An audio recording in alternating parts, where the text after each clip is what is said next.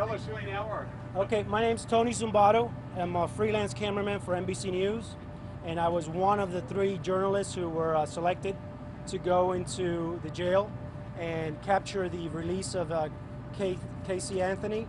We were taken in there about 5 after 10 tonight, or yesterday actually, and we were taken up to the 4th floor public area and courtroom 2, and we sat there and waited for instructions. We were briefed about 3 different scenarios if certain things were going to happen. They were very concerned about security, and especially outside, how we were going to project the release and how everyone was going to react outside. So they had 3 scenarios that we were going to do, and one scenario that we ended up doing was the first scenario. The other 2, there's no need to mention them. It was other doors, and they were not going to tell us unless we had to go to those scenarios. So we went out with scenario number 1, which was the front door, and that's what they wanted to do. They wanted to make sure that she didn't get any VIP treatment, being that this is not a normal release, but they didn't want to make it look like any other normal, other than any other normal release. They wanted just to let her out the front and secure the area and make sure that she was safe in her car. And she came out at around 11 after 12. She walked out, and when she walked out, she had a sign of relief in her face, kind of glad to be out. And as she walked by one of the SR team sergeants, she thanked him and continued very rapidly outside. Jose was in front of her and kind of blocking the shot.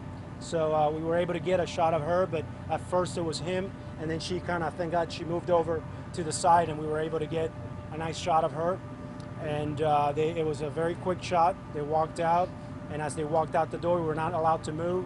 We were supposed to stay there. We heard the crowds outside yelling, so we figured they were getting into the car, and then once the crowd stopped the yelling, they okayed it for us to come out.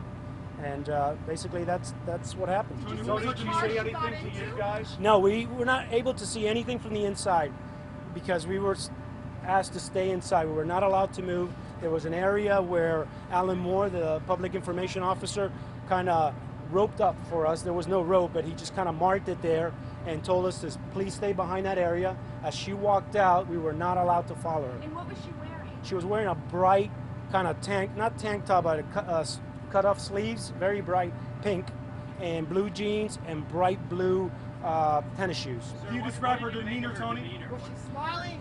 Well, you can't describe her demeanor because obviously, I'm not hanging out with her, but as a cameraman, you see a sign of relief. You see that obviously she's not intense. She has a relief. There's a smile, but not a very bright smile, but there's a sign of glad to be out of there. And like I said, she said thank you to the SRT sergeant that escorted her out.